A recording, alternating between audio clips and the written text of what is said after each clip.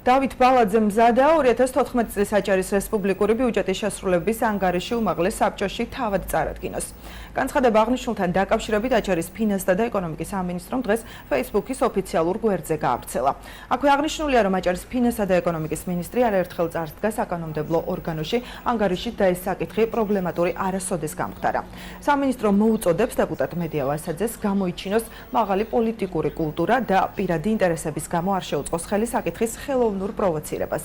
შეგახსენებთ, რომ გუშინ მედია ვასაძე მოითხოვა გასული წლის ბიუჯეტის ანგარიში არა დავით ბალაძის მოადგილეს, არამედ თავად მინისტრს წარედგინა.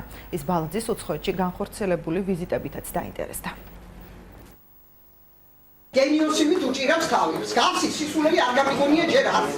სკანდალის დონეზე აფეხავ. შემქმნი პრობლემას თუ კი ეკონომიკის მინისტრი, ფინანსთა მინისტრი ამ საკითხებზე არ იქნება უწყლებელი.